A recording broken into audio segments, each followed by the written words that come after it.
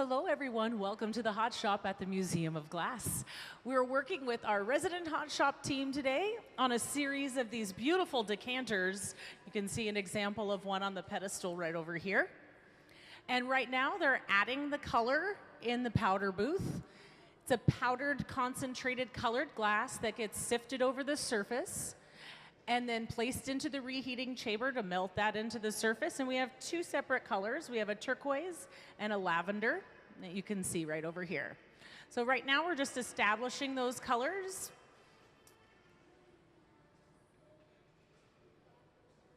And these bottles are for our red hot auction that's gonna take place towards the end of September. We'll have about 35 of them that'll be coupled with goblets. So they're designed as a set that people can purchase at the auction.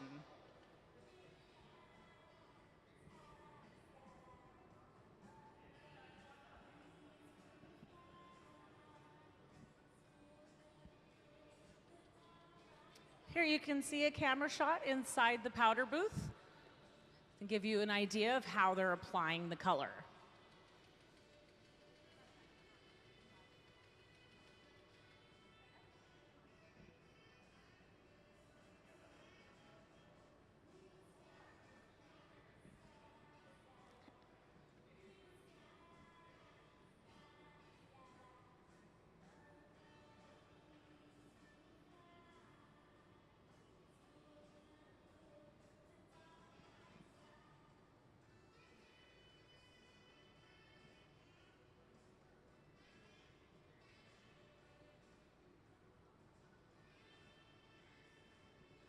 So they're going to do multiple layers of the powdered color on the surface to build up a good saturation of color.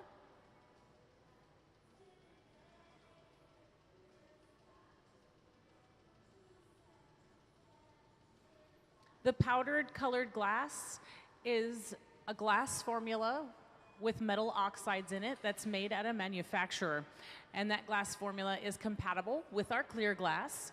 And in this case, we sifted over the surface and then melted into the surface in the reheating chamber, which is about 2,300 degrees Fahrenheit.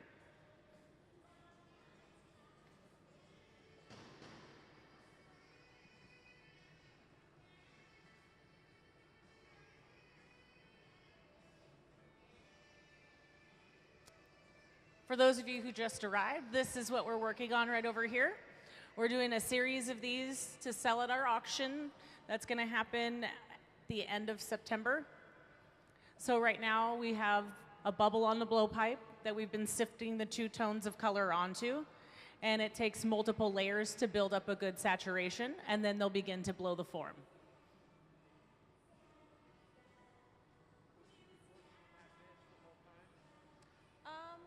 They're going to gather one more time, and then I believe they'll come over here. Okay. Yeah. So yes, you're in a good spot. Okay. Right now, Gabe is squirting a little bit of water into the furnace that has the molten glass inside. Sometimes there's little air bubbles that are in the glass, and the water will help pop those little bubbles in there. Sarah's going to gather one more time from the furnace before coming over to the center bench.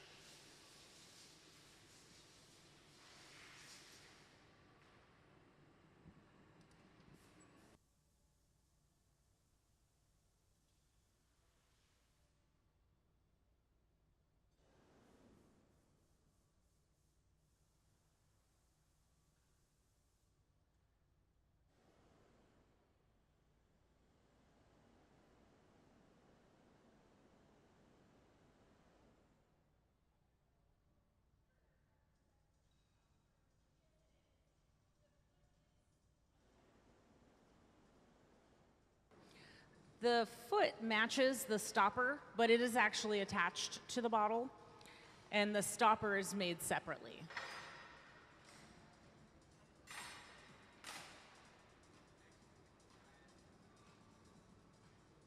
Sarah's gathering more clear glass on the outside of the color that they applied. Here you can see the set all together on the screen. So at this point, they have the amount of glass needed for the size of the piece they're going to make. Gabe is using a wooden block to center the glass that was just picked up from the furnace. The molten glass is kept at 2100 degrees Fahrenheit inside the glass furnace. And at that temperature, it's very fluid and moves like honey. So you turn the bubble into the molten glass to gather some up.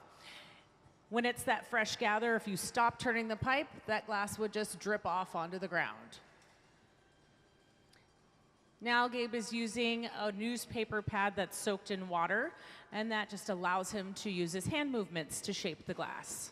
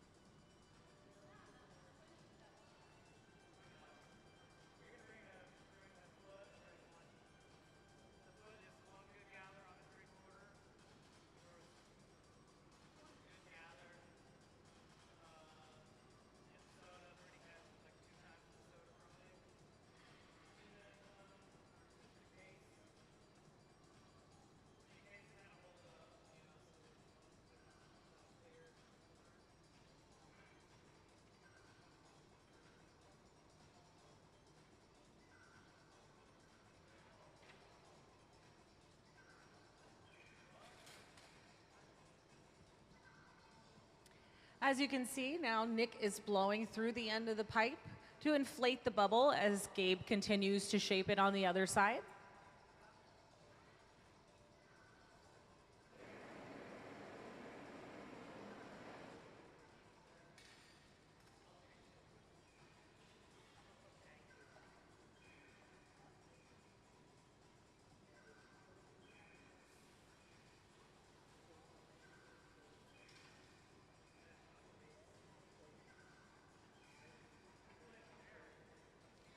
Gabe is using the jacks to place an indentation in the bubble, and this is kind of a differentiating line between the shoulder and the neck. So we're placing this indentation here.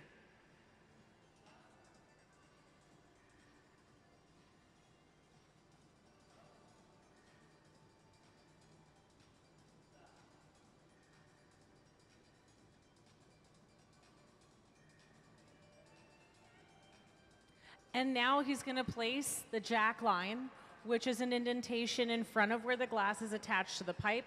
And that is an important line because that's where it'll get broken off later in the process.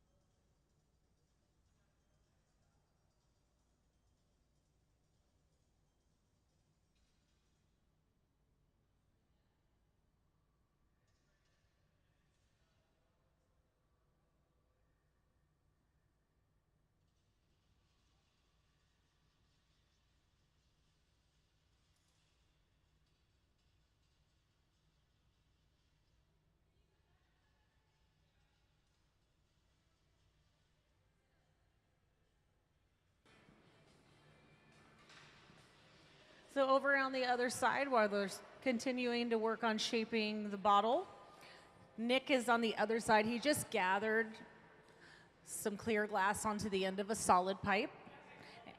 And he's going to create this foot that's going to be attached. And you can see there's a bunch of little bubbles in the glass. And they get that by dipping the glass into a bucket of water mixed with baking soda. So the soda water will cause the bubbles in the glass.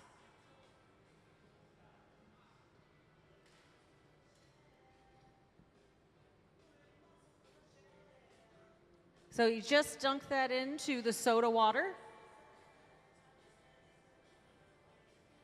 And then he'll gather over that one more time, and then we'll see those bubbles in the glass.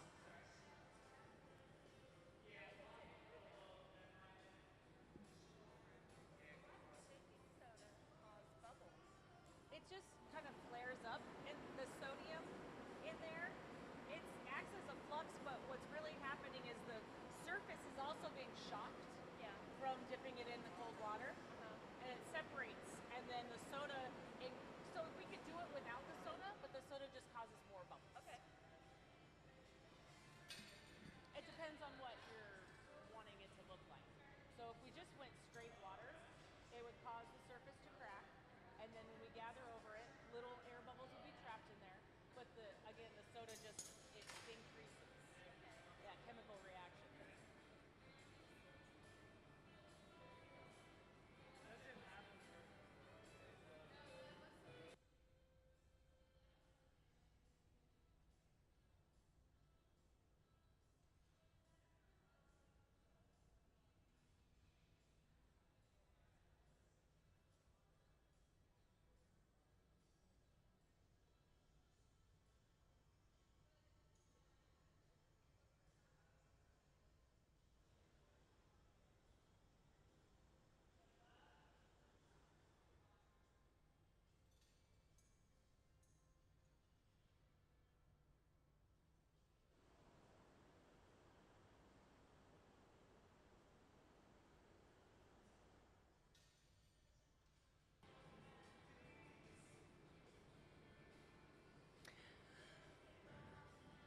All right, Nick is now taking a flash, making sure that's nice and hot, and then they're going to drop that onto the bottom of the bottle.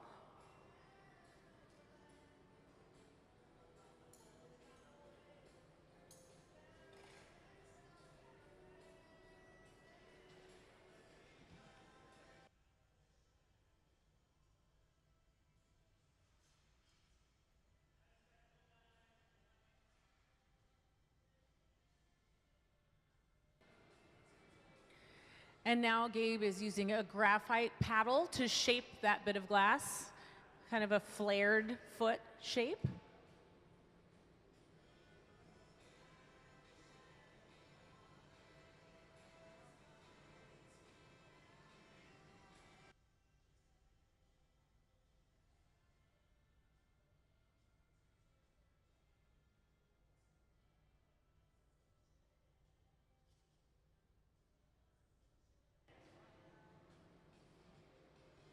So to keep a steady stream of production, Sarah's going to go ahead and start the next piece already before we're even finished with this one.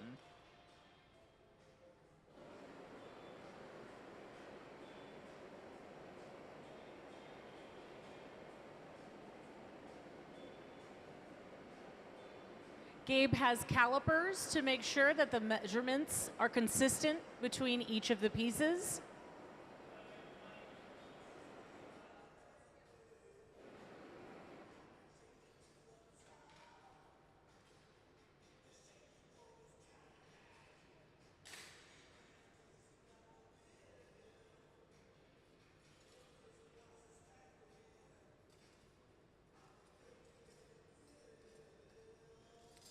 Inside the garage, right over here, there are the sections of opaline white that is the background for the turquoise and lavender.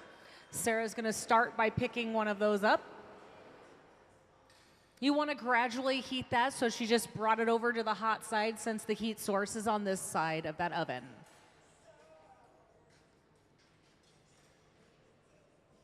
So they pre-made a tube and then cut it down into smaller sections. So we have many of them that are ready to go inside the garage.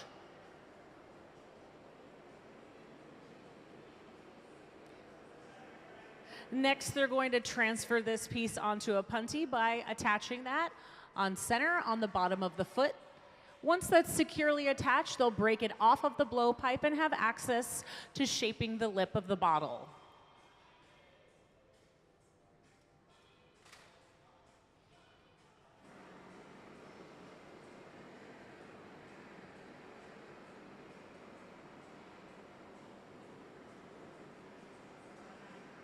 Gabe's going to add a little bit of water at the jack line, causing stress cracks in the glass. Then he'll hit the pipe to break it off.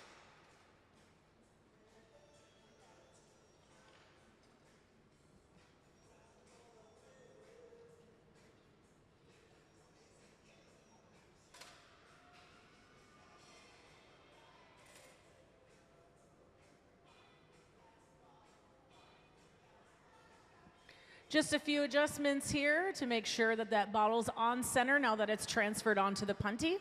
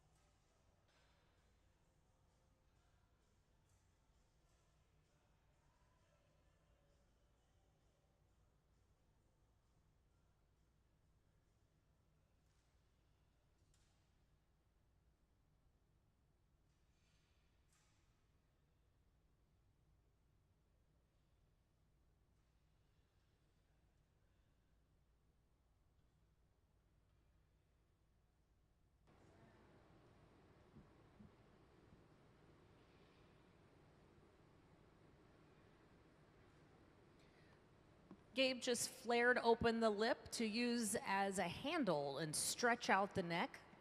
And then he's going to trim some of that away based on the measurement on the calipers.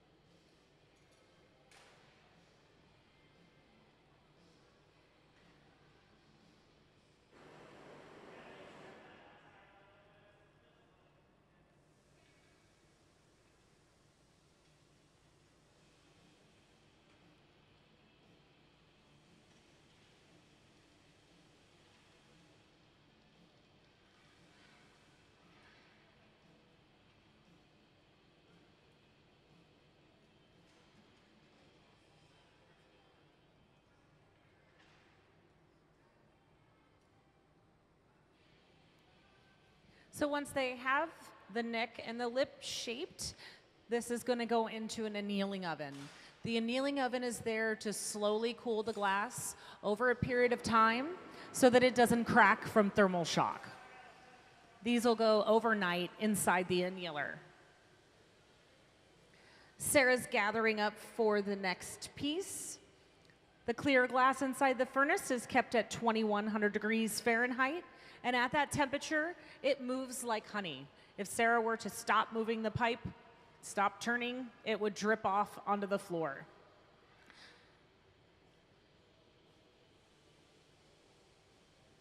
She's using a wooden block to center the material that she picked up, and those are the ladle-shaped tools that are soaked in the buckets of water behind the bench. Daria's getting suited up in some protective gear.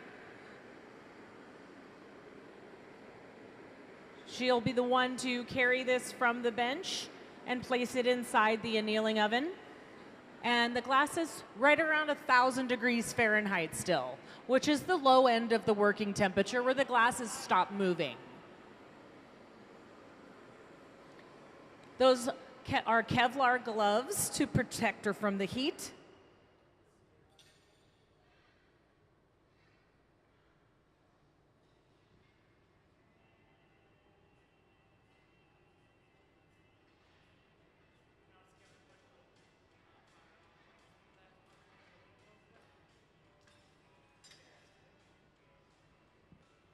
Again, a little bit of water causing stress cracks in the glass in front of where it's attached to the punty, making a wink point, so when they tap the pipe, it breaks away.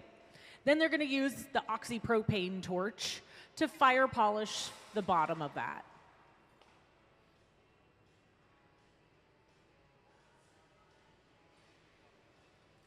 All right, let's go ahead and give the team a round of applause.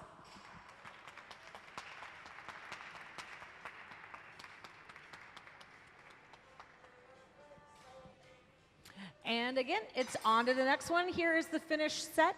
You can see on the screen. These are for our red hot auction that's going to take place towards the end of September, September 24th. It's our annual auction, and each year our Hot Shop team designs and produces a line of objects of decanters and goblets. It started out in the beginning just goblets, and then they said, why not have a decanter with that? So our guests have the option to purchase those at our auction.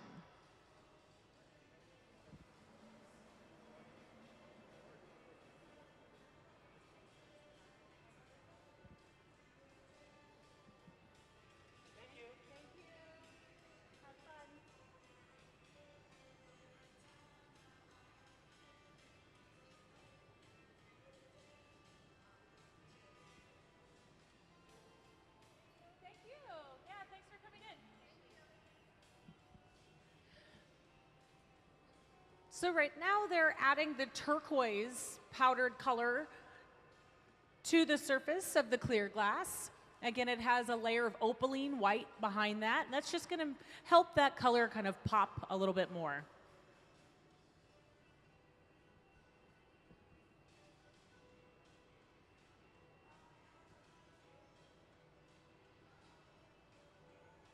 They'll do multiple layers of the powdered colored glass to build up a good saturation of color.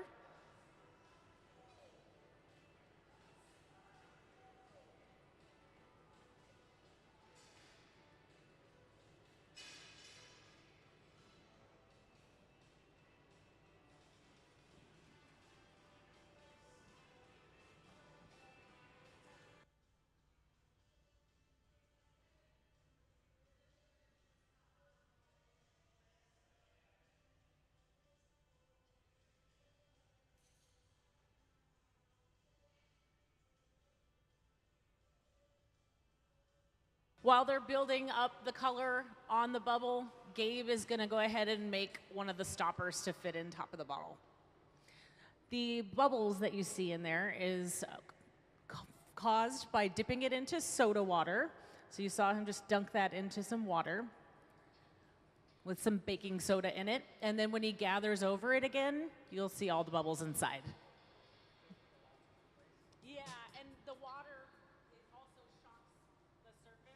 So it kind of cracks apart, and then the soda gets in there, and when they gather over it, it's sort of, you know, and it's a little hard to control if you have too much soda in there. It can cause too big of bubbles. it does vary a little bit. Yeah.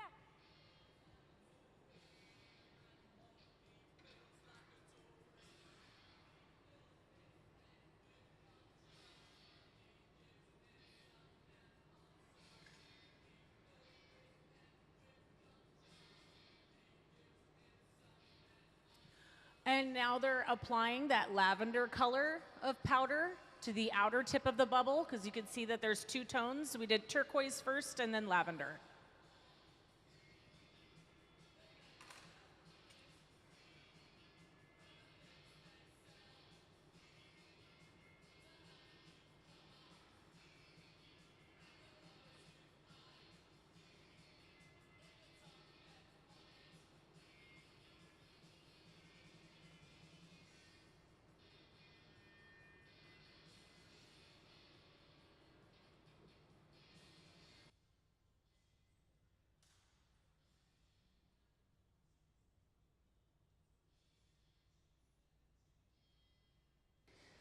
You can see that Gabe was just using a ring tool that helps get that to be a symmetrical ball.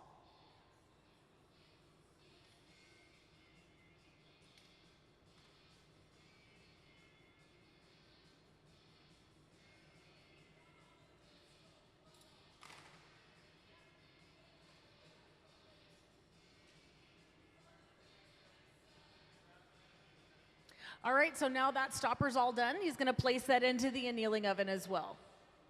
Let it cool down in there to solid. If I just throw it right in the annealer, it gets texture, so let it really cool down, like all the way in the garage, and then I'll dunk it. Okay, so one more step before the annealer is to put it in the garage to let it cool down, because if he puts it away hot when it's a solid piece of glass like that, it can get texture on the outside.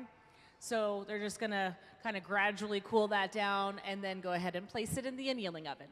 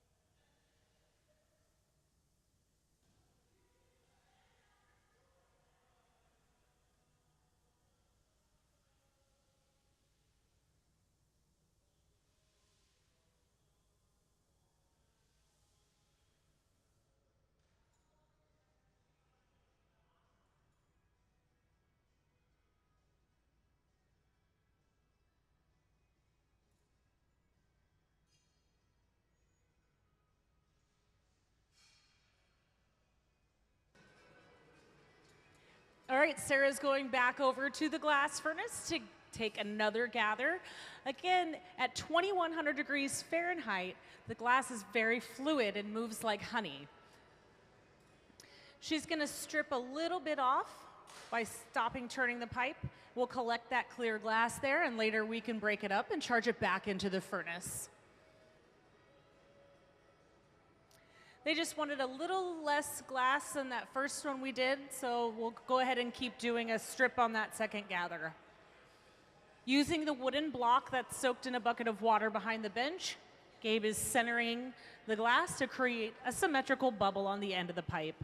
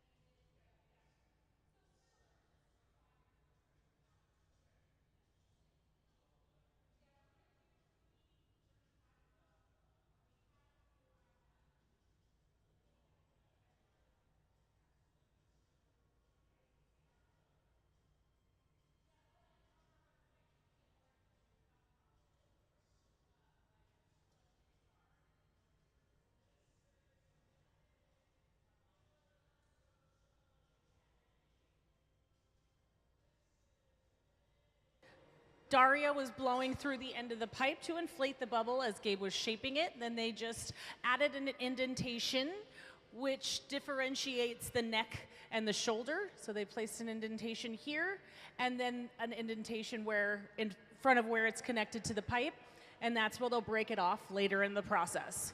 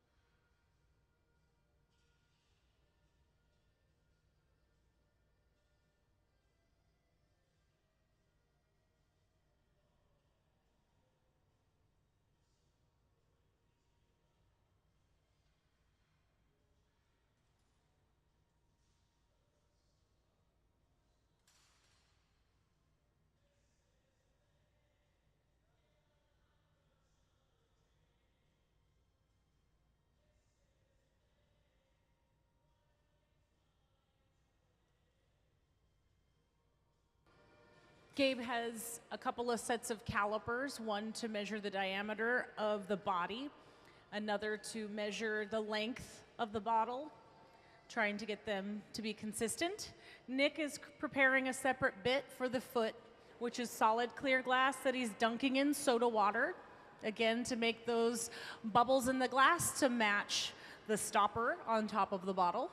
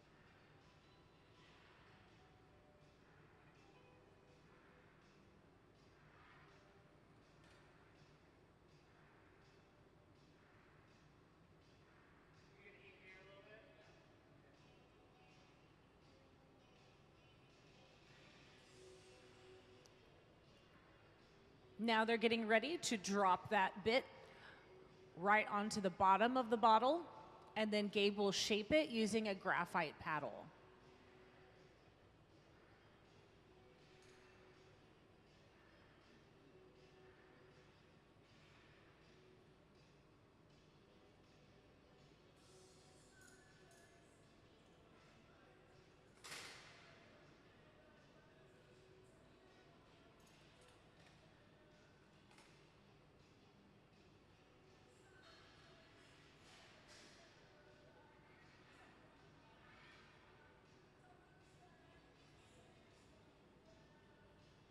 While they're working on shaping the foot, at this stage in the process, it's now time for Sarah to start the next one. So she's gathered onto a blowpipe, and she'll be picking up a segment of the opaline white that's preheating in the garage.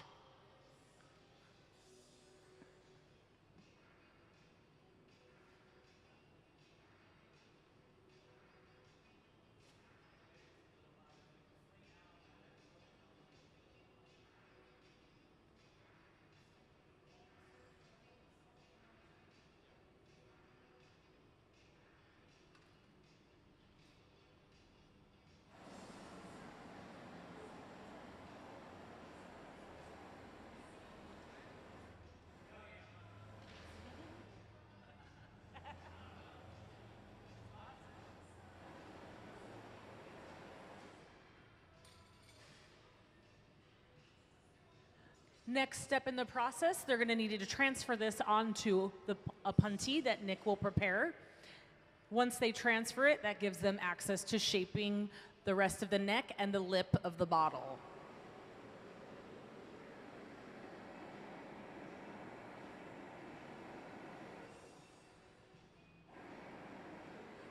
The puntee is the solid pipe with a little bit of clear glass on the end. They'll attach that to the foot. Once it's securely attached, then they'll break it off of the original blowpipe.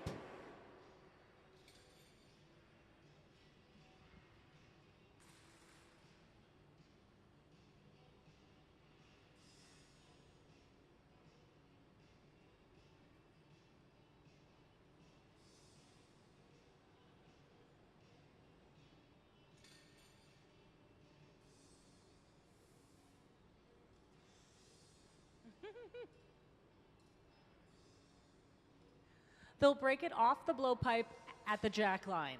By running water over that line, it'll create stress cracks in the glass, causing a weak point. Then he'll tap the pipe to break it off.